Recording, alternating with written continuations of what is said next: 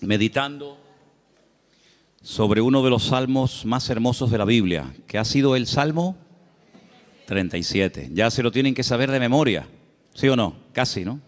Vamos a abrir la Biblia, por favor, por el Salmo 37. Aleluya, gracias al Señor.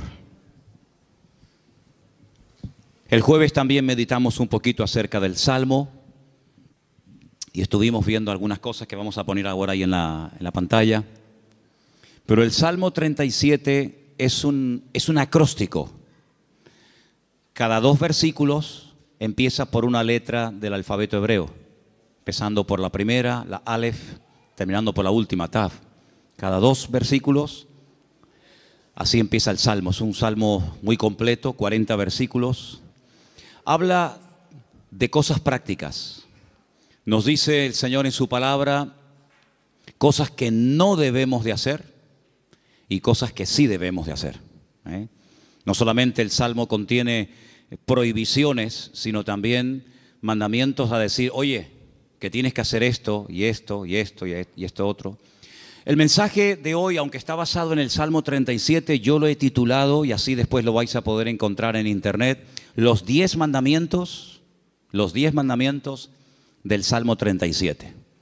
No son los 10 mandamientos de Éxodo 20, son los 10 mandamientos que vamos a ver en esta tarde del Salmo 37. Pero ahí en la pantalla podemos ver algunos temas que el Salmo 37 nos sugiere, que son muchos, por cierto. Tenemos, no, eso es lo de hoy, sería lo del jueves pasado, ¿vale? Eso es lo de hoy. Hay una listita de temas que nos sugiere el Salmo 37. No hemos tocado todos, evidentemente, pero son temas, todos y cada uno de ellos muy interesantes. Nos habla de el bien, de la misericordia. Te los estoy dictando para que los vaya escribiendo, aunque están escritos, pasa que no los he encontrado, pero el que busca haya. La justicia, la salvación, la sabiduría, etcétera, etcétera. Son muchísimos temas que nos habla el Salmo 37 y eso lo vimos el jueves, para los que estuvisteis aquí y para los que no estuvisteis. También vimos que el Salmo 37 nos da diferentes características de los creyentes. Hay momentos en que los llama santos, los llama íntegros, los llama pacíficos, los llama justos. En fin, hay diferentes características de la gente que ha depositado y ha puesto su confianza en el Señor. También nos habla de diferentes características de la gente mala. De hecho, hay un texto que dice que hay gente mala. Hay gente que está bajo maldición. Hablamos un poquito el jueves. ¿Qué es eso de las maldiciones? ¿Existen? ¿Se pueden quebrar? ¿Se transmiten? De todo eso hablamos un poquito el jueves, porque también el Salmo 37 nos habla de los que están bendecidos.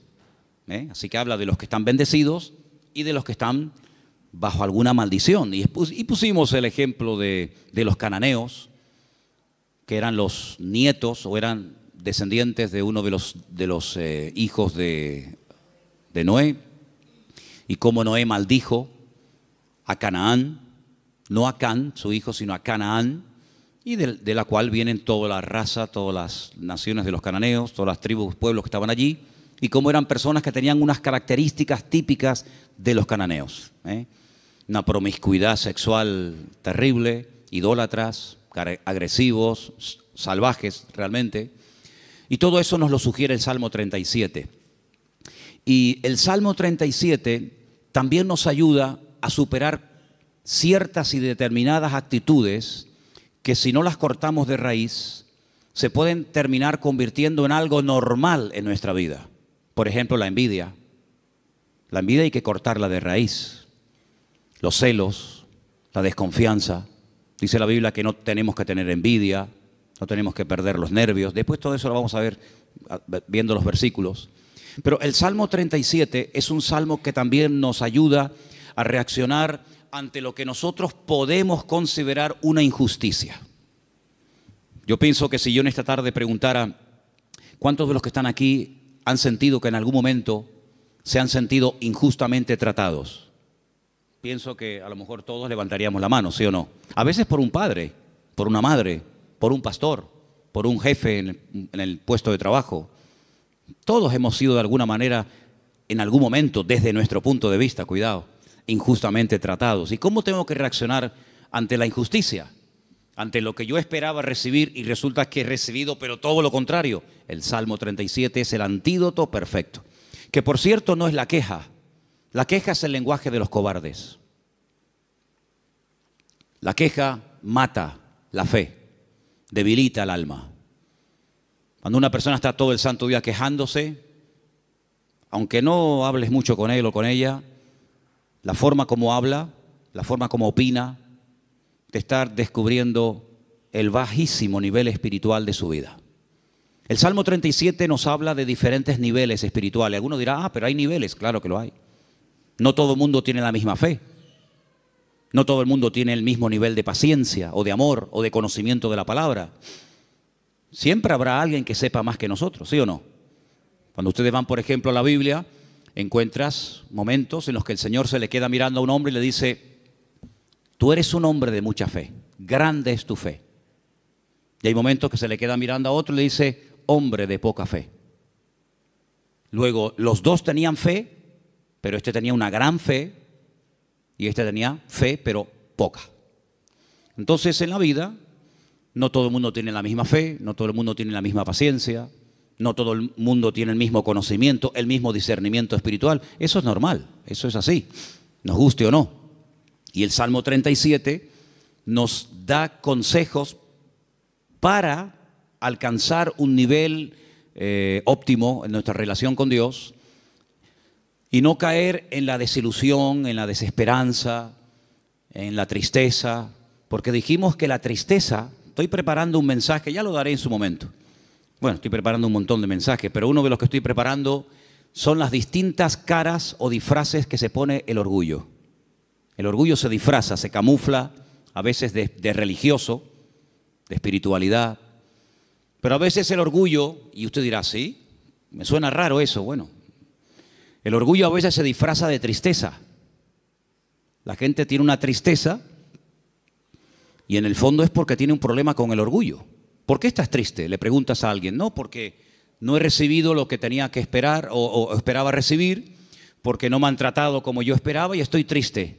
Y a veces es un orgullo camuflado, porque cuando nosotros pasamos por la vida por una circunstancia difícil, en la economía, un problema en el matrimonio, o de la índole que sea, Dios te está tratando, ¿o no? Dios está tratando contigo. Y hay gente que no le gusta y se rebelan contra la forma como Dios le está tratando. Entonces, sin palabras, le estás diciendo a Dios: yo no merezco este trato, Parece que la tienes tomada conmigo. Es como yo le decía a mis padres: es que los profesores la tienen cogida conmigo. Todos, el de matemática, el de geografía, todos la tenían cogida conmigo. Y siempre la culpa la tiene, si no es el gobierno, es el pastor, si no es el marido, si no es la mujer, si no es Dios, si no es el diablo. Siempre alguien tiene la culpa, menos yo. Y el Salmo 37 es una radiografía de una realidad. La realidad presente. Dijimos el primer día, les recuerdo, que el pasado no existe. Amén. El pasado no existe, no podemos presentarlo, no podemos pesarlo, no podemos medirlo, no podemos tocarlo, no podemos verlo. Es algo abstracto. ¿Dónde está el pasado? Está aquí. Yo lo puedo recordar, hombre, no todo, pero el pasado lo tengo en la cabeza. Y hay personas que viven ancladas en el pasado. O bien porque el pasado fue pésimo y les marcó, o bien porque el pasado, según ellos creen, fue mejor que su presente. Pero ya leímos el otro día un versículo en el libro de Eclesiastés, donde dice que no es sabio y no está bueno decir, no es sabio opinar o decir que los tiempos pasados fueron mejores que estos, sino que cada tiempo tiene su característica, y si tú tienes que mirar a tu pasado para recordar algo bonito, es que tú no tienes presente. Ahora, nosotros no podemos modificar el pasado. Si yo no puedo modificar el lugar donde nací, ni la fecha, ni la hora, yo no puedo modificar el pasado, pero sí puedo echar a perder mi futuro. Dile al que está a tu lado: tu pasado no lo puedes cambiar. pero puedes echar a perder tu futuro. Ay, amigo. Yo no puedo evitar que ayer o antes de ayer o hace 10 años o hace 20 años me ocurriera aquella cosa que me hizo tanto daño. Ahí está, yo no lo puedo evitar, ya está hecho.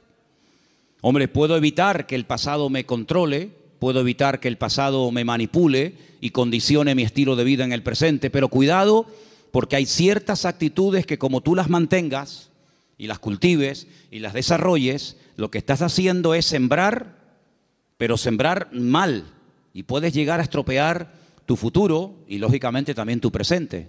Así que el Salmo 37 es un antídoto contra tantas cosas que yo les animo a que si pudierais incluso hasta aprenderlo de memoria, hicierais un intento por aprenderlo de memoria. A lo mejor si en casa sois 4 o 5, pues decir, bueno, vamos a aprender cada uno. Papá, aprende tú 5 versículos. Mamá, tú otros 5, yo otros 6. Hasta el perro puede, si tuvieras loro, hasta el loro podría aprender algún texto. Apréndanse el Salmo 37, es excelente. Vamos a ver hoy los 10 mandamientos del Salmo 37. Y ya te he dado tiempo de sobra, Saray, para que los encuentres. Los tenemos ahí en la pizarra, ¿verdad? Amén, qué bueno, estupendo. Vamos a leerlos todos, los 10 mandamientos del Salmo 37. Después vamos a leerlos en los versículos correspondientes. Primero, fuerte, confía en Dios. Después, con los ojos cerrados, sin mirar a la pizarra, tenemos que repetir los 10, así que vete aprendiéndotelos. Número 1 era, confía en Dios. Segundo, hacer el bien. Confía en Dios y hacer el bien. Vamos bien. Tercero, deleítate o deleitarse en Dios. Confía en Dios, hace el bien, deleitarse en Dios. Bien, hasta ahí llego. Venga, otro más. 4, encomendarse a Dios. Bien, confía en Dios, hacer el bien, deleitarme en Dios, encomendar a Dios mi vida. Venga, el 5, guardar silencio. Pero no dice, hermano, que hablemos. Guardar silencio ante Dios. Guardar silencio. 6, esperar en Él. 7, dejar la ira. 8, dejar el enojo, desecharlo. 9, apartarme del mal. Y 10, guardar su camino. ¿Qué tal? ¿Los habéis aprendido? Vamos a repasarlos. Confía en Dios, hacer el bien, deleitarse en Dios, encomendarse a Dios, guardar silencio, esperar en Él, dejar la ira, desechar el enojo, apartarme del mal y guardar su camino. Quítalo. Los 10 mandamientos del Salmo 37. Número 1. Bien, confía en Dios. Número 9. No. Segundo. Ese es, hacer el bien. Número 3. Número 4. 5. Guardar silencio, sin mirar. 6. Esperar en Él. 7. 8. 9. Apartarse del mal. Y 10, guardar su camino. Versículo 3 del Salmo 37 dice, confía en Dios. Primer mandamiento, confía en Dios. Fiarme de Dios.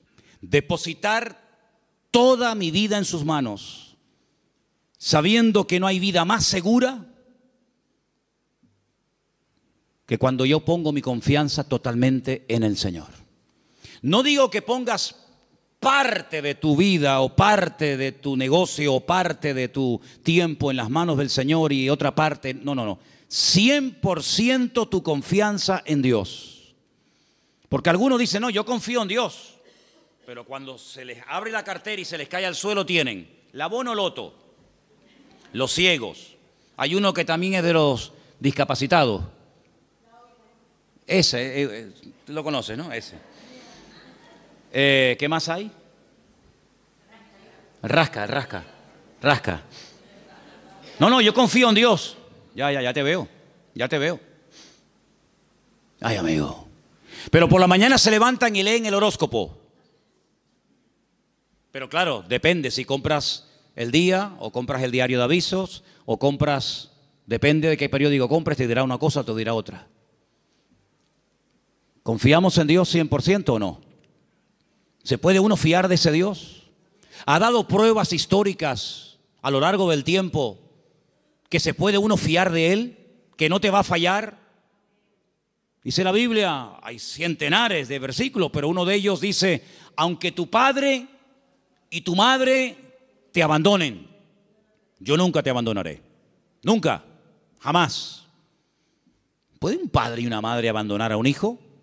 Bueno, no será la primera ni la última, lamentablemente. Ha ocurrido. Pero Dios jamás te abandonará. Nunca. Nunca te abandonará. Tú a Él sí, puede ser, pero Él a ti jamás. Dice que nos agarra, nos toma de la mano derecha y nos dice, no temas, yo estoy contigo, yo te ayudo. Por lo tanto, Él ha dado millones de demostraciones a lo largo del tiempo, no solamente a otros pueblos y a otras naciones y a otras iglesias y a otros hermanos, sino a nosotros mismos, de que podemos confiar 100% en nuestro Dios. Y cuando mi vida está 100% en sus manos, el temor no tiene cabida. La inseguridad, la queja, la desconfianza. Porque yo me fío de que al haber depositado mi vida en sus manos, Él me va a pastorear, Él me va a guiar y Él me va a ayudar en todo momento, lugar y circunstancia. Y si Él permite que yo pase por una situación, digamos, difícil, por una situación que me hace sufrir o llorar, por algo será, aunque no lo entienda. Pero yo he dicho muchas veces que el Señor no nos ha llamado a entenderlo siempre todo, pero a obedecer y a fiarnos de Dios siempre. ¿Cuántos dicen amén? Por lo tanto, el primer mandamiento es lo que va a marcar la diferencia entre una vida y otra. Una confianza total en Dios. Sé que mi Dios me va a cuidar, me va a proteger. Y hay un salmo que dice, y aún más allá de la muerte, el Señor me guiará. Porque mi vida ha sido comprada con su sangre. Y para Él soy su hijo. Y el Señor nunca, jamás abandonará a sus hijos. Pero en el mismo versículo 3, donde hemos leído, confía en el Señor, dice, haz el bien. Es decir, como dijimos el otro día, no estés de brazos cruzados, mantén una vida activa en el Señor. No, yo confío en Dios. Sí, pero tú ni oras, ni te congregas, ni lees la Biblia, ni estudias la palabra, ni te involucras. Sí, confías en Dios, pero es una vida light, es una vida sin compromiso. Es una vida donde, venga, hoy quiero orar, pues oro 3 horas. Mañana no quiero orar, pues no oro. No. Es una vida de constancia, de perseverancia, una vida de disciplina. La vida de un cristiano tiene que ser una vida disciplinada, no una vida caracterizada por el desorden, guiado por emociones, por sentimientos, que son al fin y al cabo pasajeros y traicioneros, sino de tener determinación. Yo quiero agradar al Señor y yo me voy a esforzar en hacer lo que la Biblia me pide y me dice el Señor que debo hacer. Porque no solamente, lo dije el otro día, espero que lo recordéis, que la vida cristiana, la vida de un cristiano, digamos, normal, no solamente consiste en dejar, me faltaría más, dejar de hacer ciertas cosas, sino hacer otras. Y la vida de muchos creyentes es que no hacen nada malo, aparentemente, pero tampoco hacen nada bueno. Y por ahí leímos la semana pasada un texto de Santiago, donde dice el texto, el que sabe hacer lo bueno y no lo está haciendo, está pecando. ¿Cuántas personas están pecando sin querer? ¿Cuántas personas saben que hay que hacer algo, pero no lo hacen? Por lo tanto, no te jactes ni presumas de que ya no hago cosas malas, porque el que sabe hacer lo bueno y no lo está haciendo, está pecando no por acción, sino por omisión. Está olvidando que tiene una responsabilidad delante del Señor de hacer, de actuar, de vivir en consecuencia la fe que dice que tiene en el Señor. Y en ese hacer, en esa confianza que he depositado en Dios, comienzo a disfrutar de mi relación con Dios, a deleitarme en Dios. Comienzo a tener placer de ser cristiano. Ser creyente no es una desgracia, hermanos. No es una pesada cruz que me martiriza, donde no disfruto de nada, sino yo creo que es más bien todo lo contrario. El creyente tiene que aprender a disfrutar de lo que tiene ya, ahora. ¿Cuántos dicen amén? Y dice, bueno, pero ¿qué tengo? ¿Cómo que qué tienes? ¿Qué tienes? Pues lo primero que tienes que darle gracias a Dios es por la vida que tienes. ¿Te parece poco? Y por la ropa que llevas puesta. Y por los zapatos que llevas. Porque hay millones de personas que jamás en la vida se han puesto zapatos. Y por la comida que has comido. Y por la casa que tienes. Y por el coche que tienes. Y si no tienes coche, por lo menos pudiste venir en la guagua. Fíjate que es bueno Dios que el hombre ha inventado un sistema para transportar a la gente de un lugar a otro. Y mira tú por dónde tú puedes disfrutar de él. Gloria a Dios. Tienes una iglesia donde poder congregarte. Si tienes hijos y vienen a la iglesia, ahora mismo están siendo atendidos por hermanas que se están perdiendo el culto para que tú estés aquí oyendo la palabra y los niños están siendo atendidos. Gloria a Dios por ello. Gracias al Señor por el lugar donde vivimos. No tenemos que vivir con miedo, con una inseguridad. Algunos que han venido de otras naciones, ¿qué les voy yo a decir a ustedes? Donde me dicen, no, que va allí, donde yo a las 5 de la tarde todo el mundo como los topos bajo tierra. Todo cerrado, con rejas, con ventanas, con persianas. Uy, por la calle no puedes ir porque va todo el mundo armado y te quitan el reloj y te quitan esto. Aquí a mí nunca me han quitado nada y tengo 55 años, a mí nunca me han robado. A mí nunca me han robado. Cuidado, a ver si ahora me va a pasar que me roben, pero bueno, no pasa nada. Si me roban, ¿sabes por qué me han robado? Porque algo me sobra. Porque no se le puede robar al que no tiene nada. Luego, si te roban algo es porque tienes algo. Ya es un motivo para dar gracias a Dios. Por lo tanto, hermanos, deleitarnos de lo que tenemos. Hay gente que siempre tiene o la pena de lo que perdieron, que tenían y perdieron, o están soñando siempre en algo que quieren tener, que a lo mejor nunca lo tienen, y en vez de disfrutar de lo que tienen ahora, viven o en el pasado o en el futuro, en tierra de nadie. Cuando lo que tienes que disfrutar es de ahora. Dale gracias a Dios por la silla en la que estás sentado. Y si no hacemos un día una prueba, quitamos todas las sillas y los bancos de la iglesia. Y os quedáis como yo mientras yo predico de pie. Y tenéis que estar todo el tiempo en la alabanza de pie, todo el culto de pie. Baños, los vamos a cerrar, no hay baños. Luz, cortamos la luz. Entonces vamos a comenzar a valorar que tenemos un local con luz, con aire acondicionado, con micrófono, con una silla. Gloria al Señor. No hay millones de motivos para darle gracias al Señor, hermanos. Hay cambios y hay milagros que solamente vendrán a nuestras vidas cuando comencemos a dar gracias al Señor por lo que tenemos. ¿Para qué quieres más? ¿Para qué quieres más? Si con lo poco que tienes, según tú, te quejas, si tienes más, te vas a quejar más. Entonces Dios a veces a alguna gente no le da más porque entonces estarían quejándose más tiempo todavía. Dice la Biblia que un día los discípulos llegaron al Señor y le dijeron, Señor, la gente tiene hambre, viven lejos, el lugar en el que estamos es desierto, no hay comida y ni siquiera tenemos dinero para dar de comer a semejante multitud. Diles que se vayan. Y el Señor le dice, ¿y por qué? Dadles vosotros de comer, aprender a enfrentar nuevos desafíos. ¿Saben, hermanos? Una congregación, un creyente que no tiene desafíos delante es un creyente que termina con el paso del tiempo estancándose. ¿Por qué les he comentado ahora de hacer una tronja, de ampliar el salón, de poner arriba un balcón, de hacer más? Pues tenemos que tener desafíos delante de nosotros. Si no nos acomodamos, nos hacemos señoritos. Bueno, estamos bien como estamos. Como decía la antigua canción, somos un pequeño pueblo muy feliz. No, hay que esforzarnos y hay que trabajar y hay que sudar. Y cuando yo empiece a notar, yo les hablo de Manolo Sierra, cuando yo empiece a notar que me estoy acomodando, digo, hermano, mi tiempo aquí se terminó. Yo no quiero estar más aquí. Yo me tengo que ir a un sitio de pionero a empezar de cero.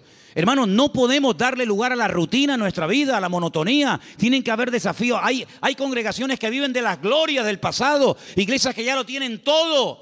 Y te das cuenta que les hace falta todavía tantas cosas como le dice la Odisea. Nos hemos enriquecido, no nos hace falta de nada. Y el Señor estaba en la puerta de la iglesia llamando, dice, si alguno oye mi voz, entraré a Él, cenaré con Él y Él conmigo. Habían perdido lo más grandioso y hermoso que puede tener una congregación, que es la presencia del Señor. La habían perdido y ni siquiera se habían dado cuenta. ¿Cuántas cosas hay por ahí así que nos dejan con la boca abierta? Por lo tanto, hermano, vamos a deleitarnos en el Señor. Vamos a disfrutar de la vida. ¿No dice la Biblia, deleítate con la mujer de tu juventud? ¿No dice eso la Biblia? En la mía sí. Algunos me miran como diciendo, pero eso dice la Biblia. Uy, más todavía. Con la mujer de tu juventud, que sus caricias te satisfagan en todo tiempo. Así que ya saben, yo me deleito, pero tú me haces caricias. Eso dice la Biblia, deleítate con sus caricias. Gloria a Dios. Dale gracias a Dios por tus hijos. ¿Cuándo fue la última vez que dijiste, te doy gracias por mi hijo? Pero es que ella tiene 80 años, no importa. Otros lo perdieron cuando tenía 20.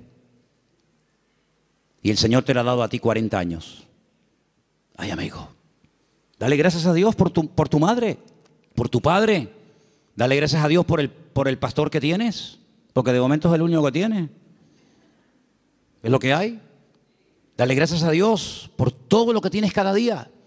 Y cada vez que comas, di, Señor, hoy han muerto 17,000 personas de hambre en el mundo y yo no seré una de ellas. Yo ahora tengo algo para llevarme a la boca. Gloria a Dios. Comenzar a regocijarnos en el Señor.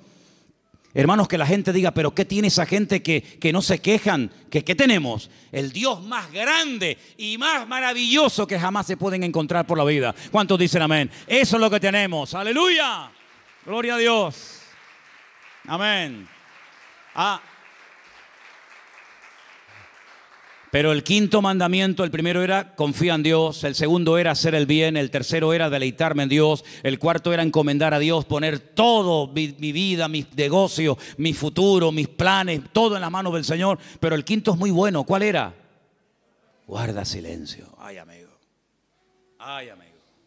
Yo ya les conté una vez, yo sé que ya se lo conté. Algunos dirán, eso ya lo contaste, sí, pero te lo voy a contar otra vez.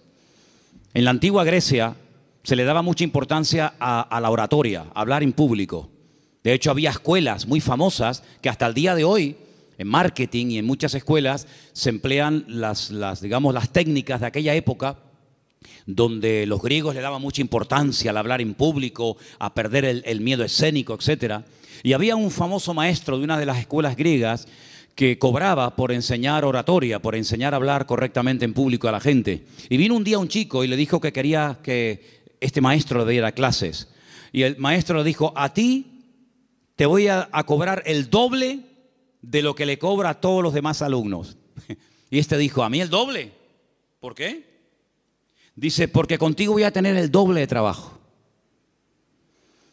Contigo voy a perder mucho tiempo primeramente a enseñarte a que te calles.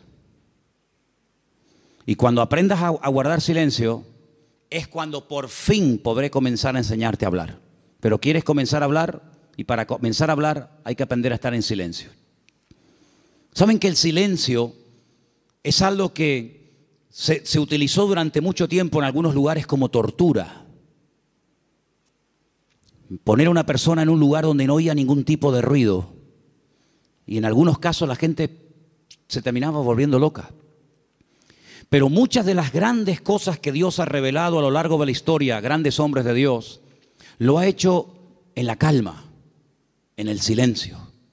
Hay un pasaje muy interesante donde un profeta llamado Elías, un gran hombre de Dios, estaba pasando un momento muy difícil en su vida. Se sentía solo, incomprendido, le pidió a Dios que le quitara la vida. En fin, todo lo que ustedes saben. Y hay un momento en el que él sale de la cueva y dice que se produce un terremoto tremendo en la puerta de la cueva, y él ve que ese terremoto es tan tremendo, tan destructivo, que las rocas se partían.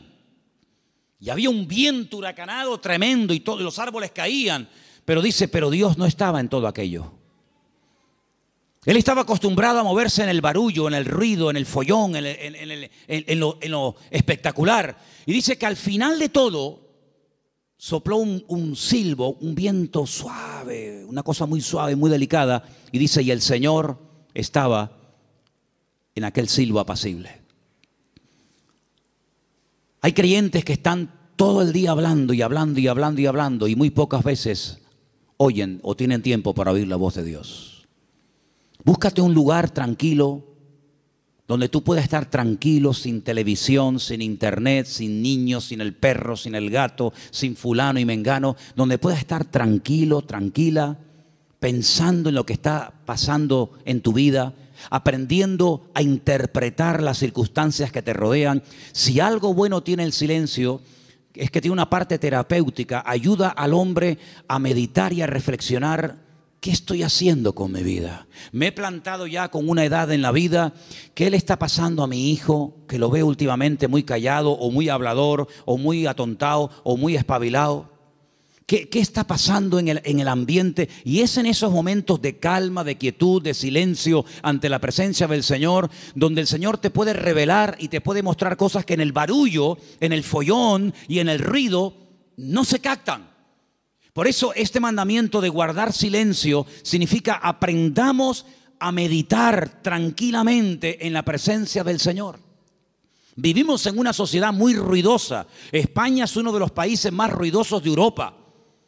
Sales por las calles y desde que te levantas por la mañana, prácticamente hasta que te acuestas hay ruido constantemente. Y por la noche ni te cuento. En la quietud de la noche es cuando vienen a recoger los camiones la basura. ¿Sí o no? No pasa por tu barrio, estás tranquilo en tu casa y de repente ¡bim, bam, pim, pum, pam, pam! Y dices, Dios, ¿pero qué pasó? Sale el camión de la basura.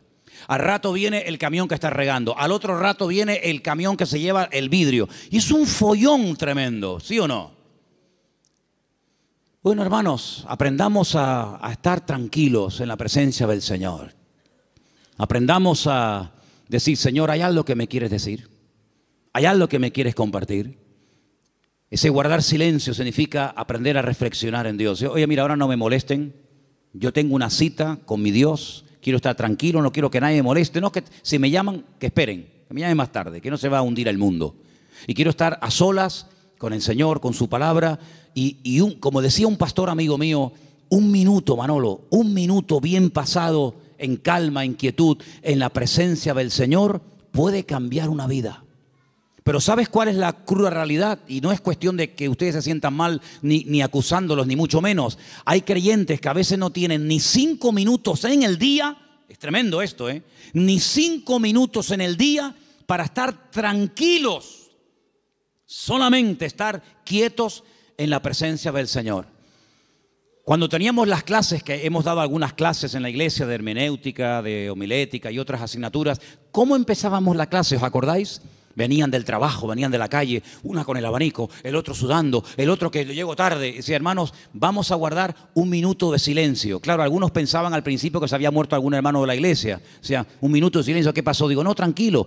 Y a algunos se les hacía eterno, eterno. O sea, un minuto, qué largo se me ha hecho. Hermanos, aprendamos a estar quietos en la presencia del Señor, aprender a observar, aprender a interpretar lo que está ocurriendo a nuestro alrededor. El sexto era esperar en Él. ¿Saben que una de las cosas que yo peor llevo en la vida es esperar?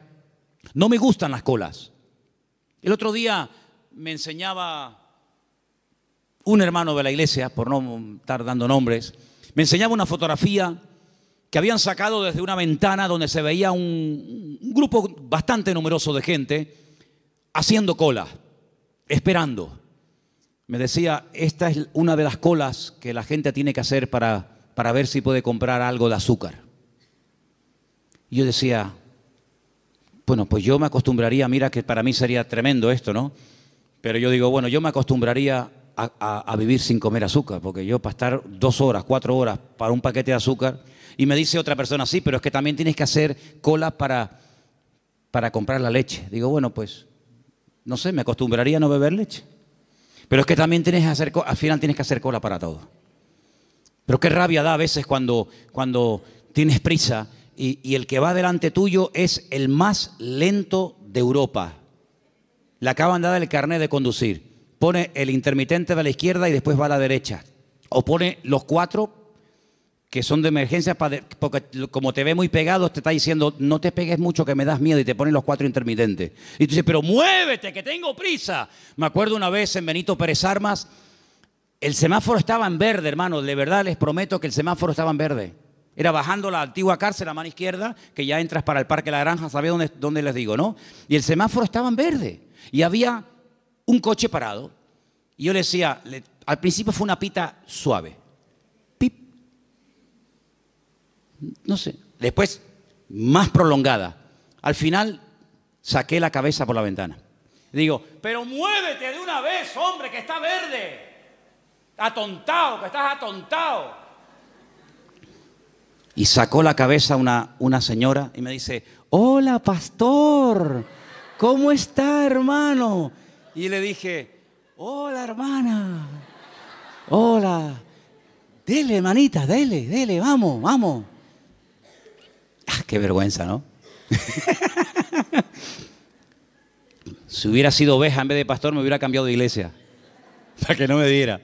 Bueno, son cosas que pasan, ¿no? Soy humano como cualquiera de ustedes. Así que, hermanos, aprender a esperar en la vida se hace a veces complicado, ¿verdad? Pero es importante y fundamental aprender a esperar en Dios, no tener prisas. Porque, ¿saben? He descubierto que Dios no tiene prisas. ¿Cuántos dicen amén?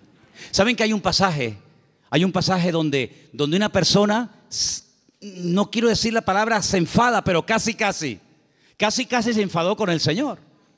Porque nunca le había pedido nada, nunca. Sabían que el Señor siempre estaba muy ocupado. Sabían que el Señor siempre estaba viajando, hablando por aquí, predicando. Y nunca le habían pedido nada. Solamente un día le pidieron un favor. Y el favor era muy concreto, muy directo. Señor, el que amas está enfermo. Como diciendo, Señor, ven pronto. Y dice la Biblia, saben lo que estoy hablando, ¿verdad? De Lázaro. Era amigo de Jesús. Vivía en Betania, donde estaba con sus dos hermanas, Marta y María.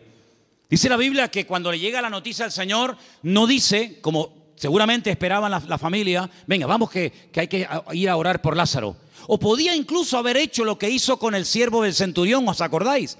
Cuando le dijo el centurión, Señor, no hace falta que vengas a mi casa, di la palabra y mi criado sanará. Podía haber dicho, Padre, desde aquí pido que sanes ahora a mi amigo Lázaro. Y Lázaro hubiera sido sanado. Pero ni siquiera hizo eso.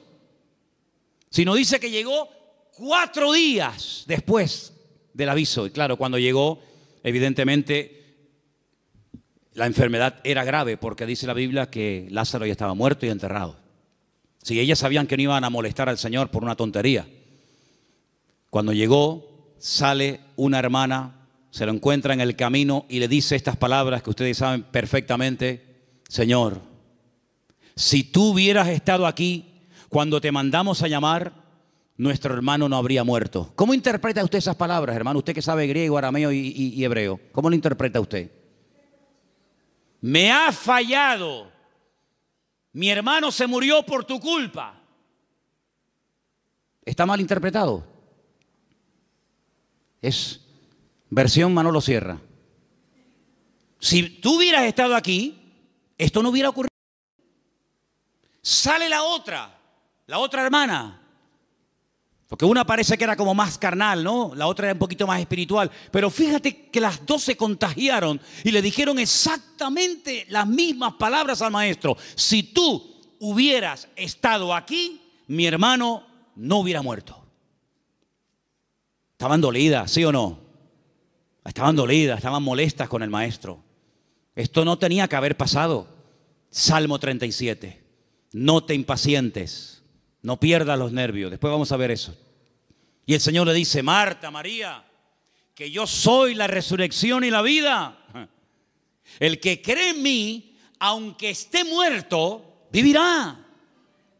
Claro, ellas eran judías, ellas no eran paganas, ellas conocían la Escritura, ellas sabían perfectamente por las Escrituras del Antiguo Testamento que se habla de la resurrección. Y entonces cuando el Señor dice que yo soy la resurrección y la vida, y le dice el Señor, tu hermano resucitará, ellas dicen, yo sé que mi hermano resucitará, pero no ahora, sino en el día postrero, algún día. Y el Señor le dice, vamos al cementerio. Y todos conocen la historia. Ahora yo les hago una pregunta y sean sinceros. ¿Ustedes creen que realmente el Señor llegó tarde?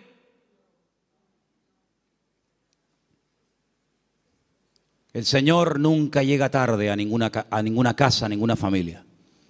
El Señor siempre llega cuando tiene que llegar. Siempre. Es que si esto hubiera ocurrido media hora antes, sí, pero ocurrió así. El Señor lo quiso así. Y ya está. El Señor llegó cuando, humanamente hablando, según ustedes, ya no hay nada que hacer. Y hay situaciones, escucha bien esto, hermano, porque cuanto antes lo aprendan, algunos, unos más que otros, mejor. Hay situaciones que Dios permite, escucha bien, que Dios permite que lleguen hasta el final. Cuando ya humanamente hablando no hay ninguna posibilidad de cambio. Y el Señor lo permite. Hay otras que no. Hay otras que dicen, no, vamos a hacer esto ahora. Pero hay otras que dicen, tranquilo. Lo va a hacer, pero no ahora. No cuando tú quieras, sino cuando yo quiera y como yo quiera. Y cuando llega al cementerio, hace uno de los milagros más espectaculares que el Señor hizo a lo largo de su ministerio. Levantar a un muerto que hacía 4 días que estaba enterrado. Eso no lo había hecho nunca. Había resucitado personas que estaban aún calientes. ¿Se acuerdan? La hija de Jairo. Cuando llegó, dice, acaba de morir. Luego, si la tocabas, la niña estaba caliente, acaba de morir, pero estaba muerta. Pero el Señor la resucitó. Había otros casos donde dice la Biblia que lo llevaban en la caja para enterrarlo. Y bueno, los judíos entierran a la gente el mismo día que muere. Por lo tanto, no hacía ni 24 horas que había muerto. Pero nunca el Señor había llegado tan lejos. Nunca el Señor había hecho un milagro de una resurrección después de 4 días. Si ustedes van a Israel, si ustedes han ido a Jerusalén alguna vez conmigo, ustedes van a ver que en todos los cementerios judíos hay una abertura, como una ventana, que es por donde se cree que al tercer día se va el alma. Y ya es como demasiado tarde, ya no hay escapatoria. A los 3 días, a las 72 horas, se va el alma y ya se fue. ¿Cuándo llegó el Señor? Al 4.º día. Cuando ya no había ninguna posibilidad, según la tradición, según la medicina, de levantar a un muerto, es cuando llegó el Señor. No podía el Señor haber llegado el primer día, antes de que muriera así, pero hubiera sido una sanidad más, de tantas. Pero el Señor quería hacer algo especial, porque amaba tanto a Lázaro, que si hubiera llegado a la media hora o a los 10 minutos de haber recibido el llamado, hubiera sido una sanidad. Y Lázaro podía haber dicho, el Señor me sanó cuando yo estuve enfermo. Pero yo te amo tanto, Lázaro, que no te voy a sanar. Te voy a resucitar. Y eres la única persona en toda la historia de la humanidad que yo resucité al 4.º día.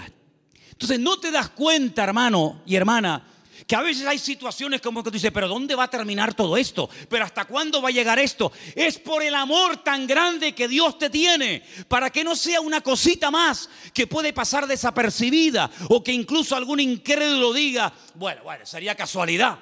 No, va a llegar al límite, al extremo, cuando ya no hay ninguna posibilidad de cambio, de mejoría o de perfeccionamiento, cuando el Señor va a llegar y va a decir, ahora, para que la gente diga, esto era para la gloria del Señor. ¿Cuántos dicen amén? ¡Aleluya! Así que tranquilo, no te precipites. Amén. Hay 4 prohibiciones, antes de seguir con la lista de los mandamientos. Hay 4 prohibiciones, las voy a leer rápidamente. 4 cosas que el Salmo dice que no tenemos que hacer. Yo las voy a leer y tú te vas a preguntar a ti mismo si la estás haciendo. La primera está en el versículo 1. Salmo 37:1. No te impacientes a causa de los malignos. No te impacientes. No pierdas la paz. Tranquilo, relájate. Dile a que está a tu lado, relájate. Tranquilo. No te impacientes. No pierdas la paciencia. Número 2, en el mismo texto. Ni tengas envidia de los que hacen iniquidad. Así que ni impacientarme, ni tener envidia. Jamás. Ni una cosa ni otra. Versículo 7. No alterarme. Guarda silencio ante el Señor, espera en Él. No te alteres con motivo del que prospera en su camino, por el hombre que hace maldades. No te alteres. Tranquilo, relájate. Cuenta hasta 10. Versículo 8. Deja la ira desecha el enojo, no te excites en manera alguna a hacer lo malo. Estas son las 4 prohibiciones, las 4 cosas que el Salmo 37 prohíbe hacer a un creyente. No perder la paciencia, no tener envidia, no alterarme y no hacer lo indebido, es decir, lo malo. ¿Qué te parece? Y en esta actitud, en esta riqueza del Salmo 37 me dice, deja la ira y desecha el enojo. Es decir, si te enfadas, vas a comenzar a hacer y a decir tonterías. Cuando una persona está enfadada, ¿tú le has oído las tonterías que dice?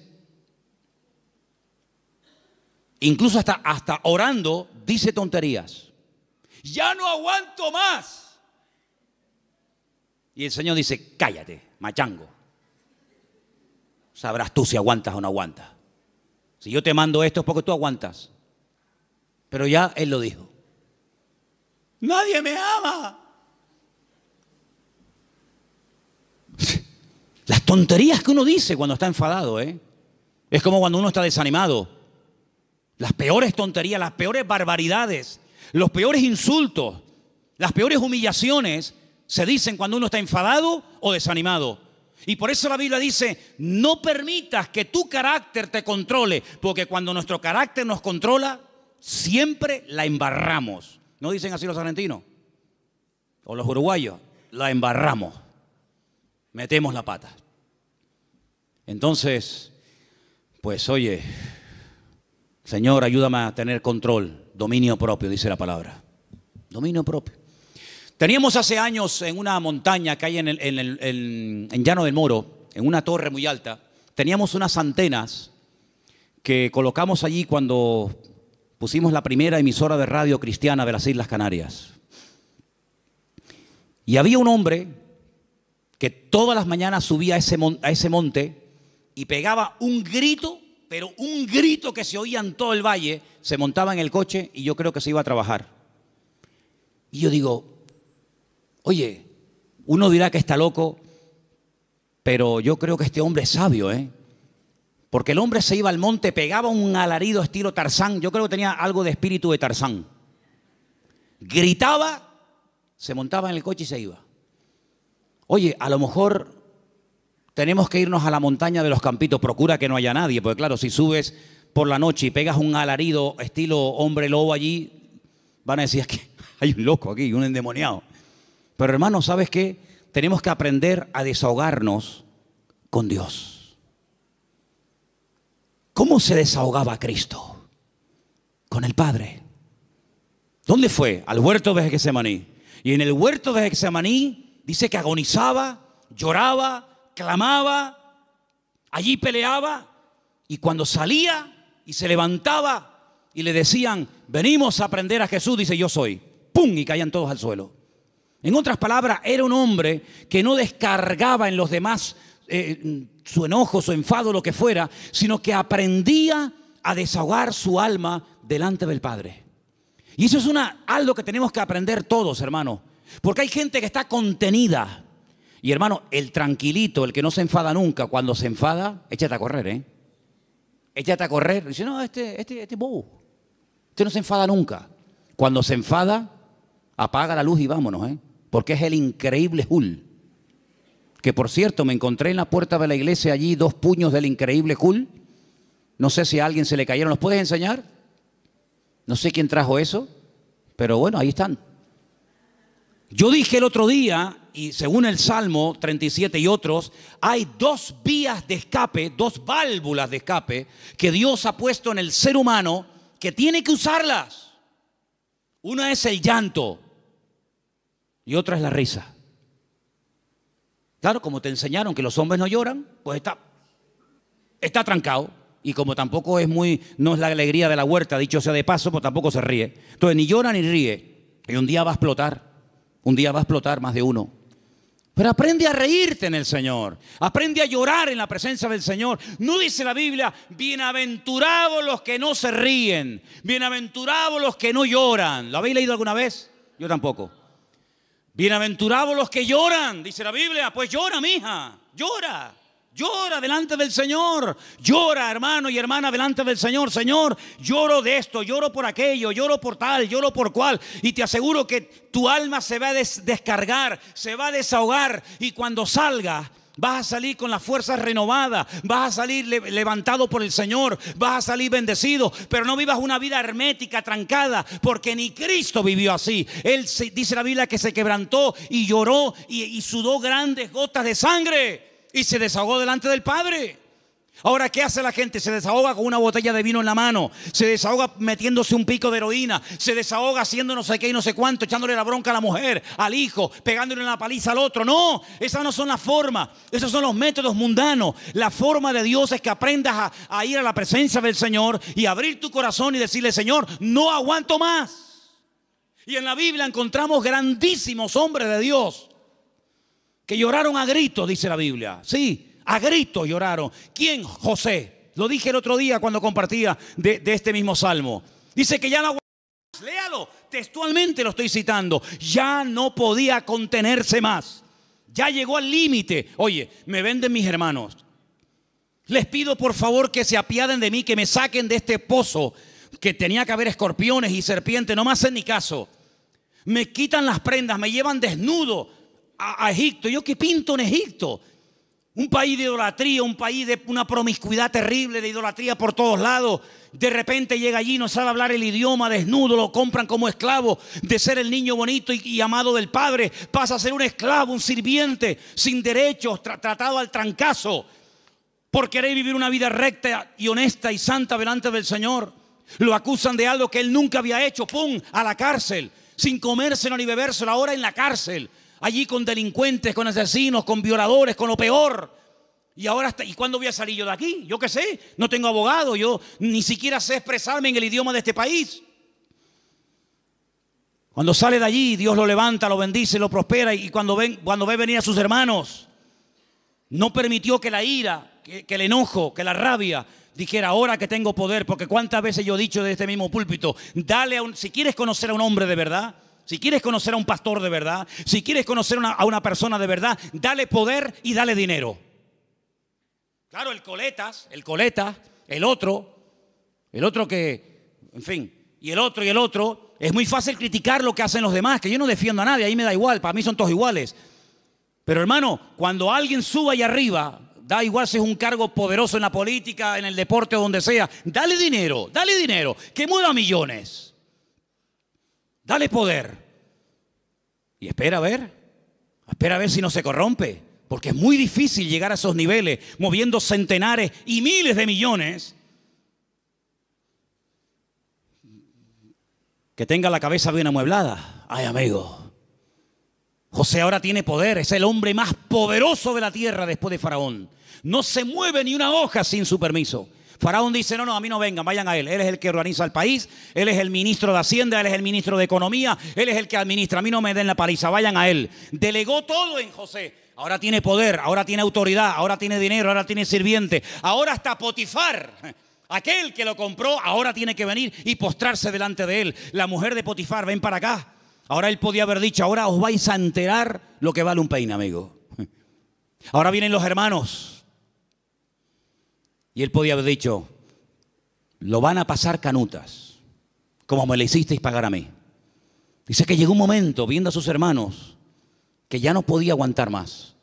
Y empezó a llorar a gritos.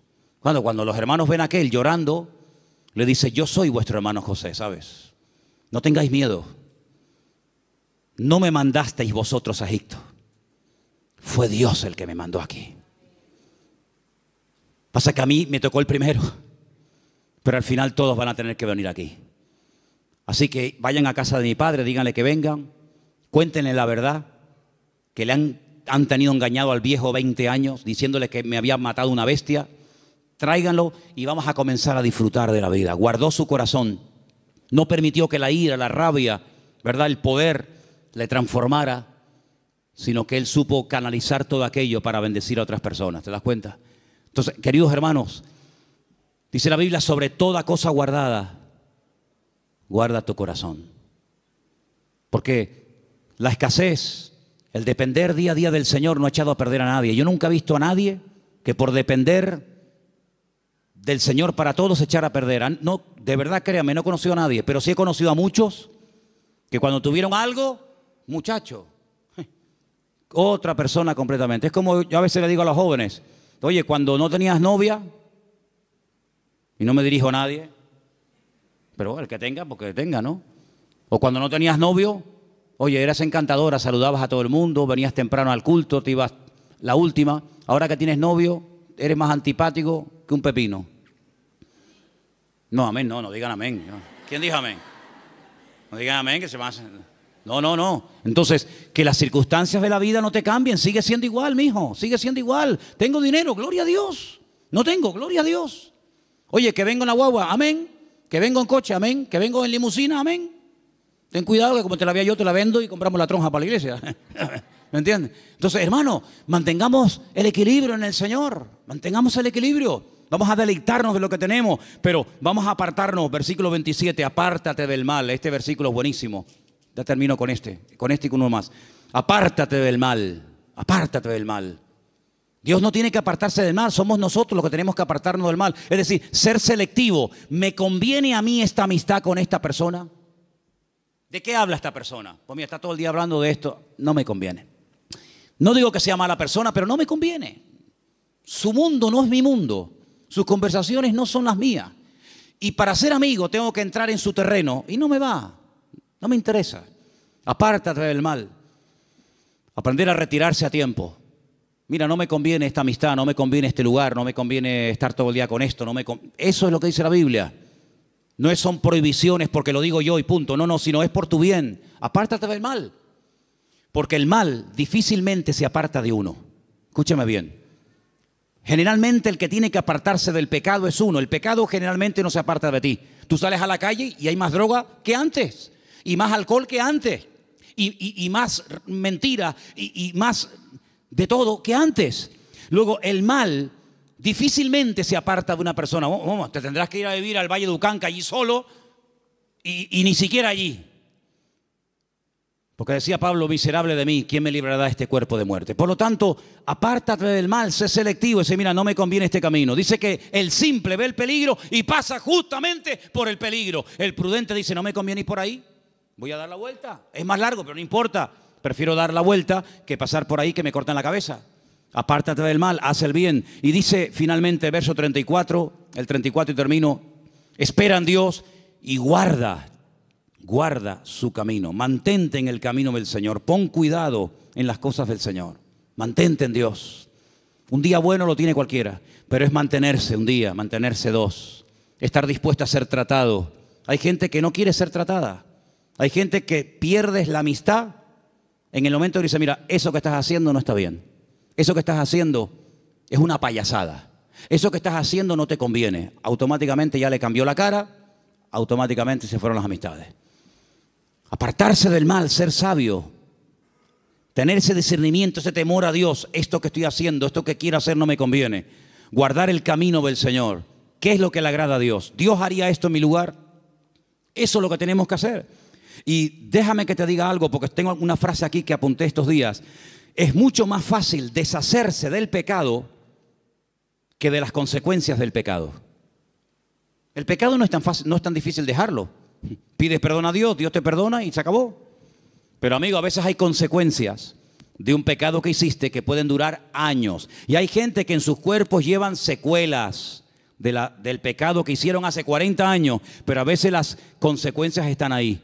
Que Dios nos dé fuerzas también para poder vivir en victoria. A pesar de que puede ser que de un pecado o de una vida en desorden que llevé en un momento puntual de mi vida, puede ser que haya un chiquitito corriendo por la casa, o haya una niñita, o haya no sé qué, o haya no sé cuánto. El pecado a veces deja cicatrices, el pecado a veces deja consecuencias. Y te vuelvo a repetir, es más fácil dejar el pecado que los hijos del pecado, que las consecuencias del pecado. Pero tienes que asumir eso. Y a veces eso es lo que te mantiene humilde. Es decir, esto me va a recordar toda la vida que aquel momento de mi vida yo viví en desorden y no hice las cosas como Dios manda. Yo dije el primer día cuando hablamos del Salmo 37, que el Salmo 37 es un mapa. Un mapa. Pero mira, y piensa en esto que te voy a decir ahora. El mejor mapa del mundo el más completo, el más bonito, a todo color, con todos los detallitos y las medidas y los ríos y las montañas, el mejor mapa del mundo, no nos sirve para nada si yo no sé dónde estoy. A mí me dan un mapa completo, me dice, mira qué belleza de mapa. ¿Vale? Ya sé dónde está el norte, las montañas, los valles, los ríos, pero yo en el mapa, ¿dónde estoy? Porque si yo no sé dónde estoy, el mapa no me sirve de nada. Ahora, cuando yo digo, no, tú estás aquí, vale, estoy aquí. Ok, vale, pues entonces dame un compás, dame una regla, yo mido, y entonces yo sé que me faltan tantas horas o tantos kilómetros para llegar aquí. Si yo no sé dónde estoy, el mapa no me sirve de nada. Aquí hay un mapa perfecto, el GPS de Dios. Pero si tú no sabes dónde estás, ¿de qué me sirve a mí esto? Eso de decir, no, lee la Biblia. Si no, yo la leí, pero no sabes dónde estás. No sabes si estás bien, si estás mal, si estás en desorden, si no estás en desorden. Pregúntale a Dios. ¿Dónde estoy? ¿Cómo estoy delante de ti, Señor? Dios te lo va a mostrar. Dios te va a mostrar a la luz de su palabra y guardando silencio y esperando Dios te va a mostrar, mira, tú estás en este punto de tu vida. Tú has llegado a un punto en tu vida en el que te has estancado. Esa es tu realidad. Entonces, en base a esa realidad, yo trabajo. Si tú no sabes dónde estás ahora mismo, si tú no sabes cómo estás delante de Dios, vienes al culto. Y el culto es como una especie de placebo, ¿no? El culto es una especie de cuando me duele la cabeza, me tomo una pastilla, se me fue el dolor de cabeza, pero espérate, a lo mejor tienes algo más. Y tú te conformas con una pastilla. Y hay cosas en la vida que se solucionan con una pastilla, pero hay otras cosas que se solucionan con una operación. Entonces, ¿en qué punto de tu relación con el Señor tú te encuentras? ¿Tú qué necesitas? ¿Una oración así, un versiculito, o tú necesitas ser operado? Cada uno tiene que examinarse a sí mismo.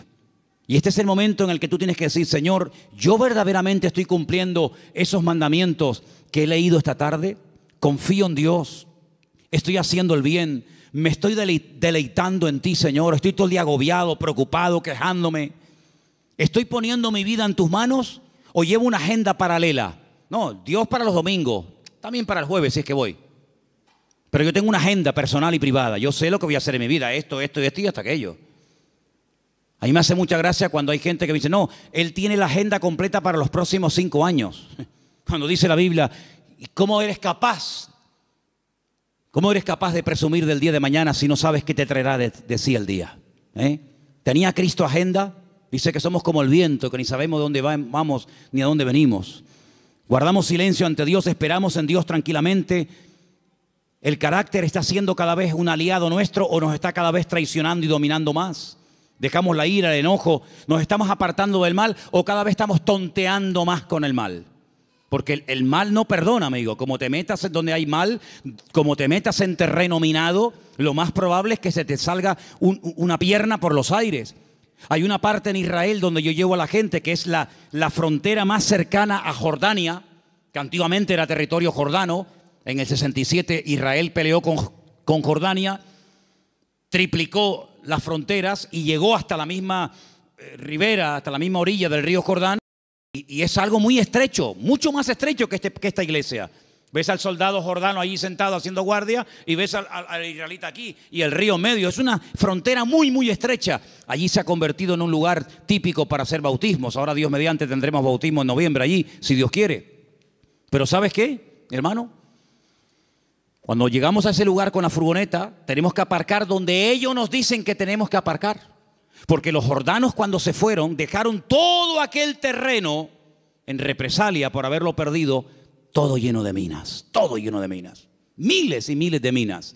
Entonces han puesto unas alambradas con unos carteles escritos en diferentes idiomas, no se salgan del camino, no entren aquí, no entren por allá. Y tú si vas en línea recta y aparca, no hay ningún problema. El que se va a bautizar vuelve. Pero si alguien se quiere ir con el Señor antes de tiempo, dice, mira, después de bautizarte, en vez de venir en línea recta, vete por allí y ya te vas de paso ya con el Señor. Es un terreno minado. El que entra se juega la vida, amigo. El mundo está lleno de minas. Tu barrio donde tú vives está lleno de minas por todos lados. Y el diablo te dice, no pasa nada. Otros han pasado y no han muerto. Pasa tú también. ¡Pum! Y el simple va Entonces, apartarnos del mal. Decir, yo le veo las orejas al lobo, no le veo todavía el cuerpo, pero le veo las orejitas asomando por la valla, pues entonces me doy la vuelta y me voy. Eso no es ser cobarde, eso es ser valiente. Porque hay que ser más valiente para salir corriendo ante el peligro que ser un osado y enfrentarse al enemigo así a cara descubierta que te parte en la cara. Y finalmente dice, guarda su camino. Cierra tus ojos en esta tarde, hermano. Son estos 10 mandamientos. Apréndetelos de memoria. Escríbelos ahí en una hoja, ponlos en la Biblia. Cuando te levantes mañana por la mañana, dilos en alta voz. A lo largo del día, ponlos ahí en el tablero del coche o en el espejo de tu habitación o te estés afeitando, lavando. Ponlos en la mesilla de noche cuando te acuestes. Confía en Dios, hacer el bien, deleitarme en Dios, encomendar a Dios el camino, guardar silencio ante Él, esperar en Dios, dejar la ira, desechar el enojo, apartarme del mal, guardar su camino. Mañana otra vez, pasado otra vez. Y estas verdades van penetrando en tu vida. Y en cuestión de varias semanas, de varios meses, de poco tiempo, tú vas a notar que hay algo en tu vida que comienza a cambiar. Comienza a cambiar. Ahí tienes 10 consejos prácticos, 10 mandamientos de la palabra para vivir una vida victoriosa en Dios. Señor, en esta tarde te damos gracias por este precioso salmo. Salmo escrito por nuestro hermano y querido David Hamelech, el rey David. Gracias, Señor, porque tu palabra nos habla miles de años después de haber sido escrita, como si se hubiera escrito la noche misma. Señor, queremos pedirte que nos dé fuerzas para que podamos poner en práctica estos mandamientos, estos sabios consejos que el dulce cantor de Israel, el hombre más cerca del corazón de Dios, nos dejó en la palabra para que los escudriñemos y los pongamos en práctica. ¿Cómo sabía él que hay que apartarse del mal cuando hay tiempo de hacerlo? ¿Cómo sabía él deleitarse en Dios? ¿Cómo sabía David confiar en ti, Señor? ¿Cómo sabía David encomendar, poner la vida en tus manos antes que en el hombre? ¿Cómo habla la voz de la experiencia, Señor? Y queremos en esta tarde pedirte que nos ayudes a poner en práctica esta palabra que hemos aprendido hoy, Señor. Danos fuerza para poder hacerlo. Te lo pedimos en el nombre bendito y poderoso de Jesús. Amén y amén.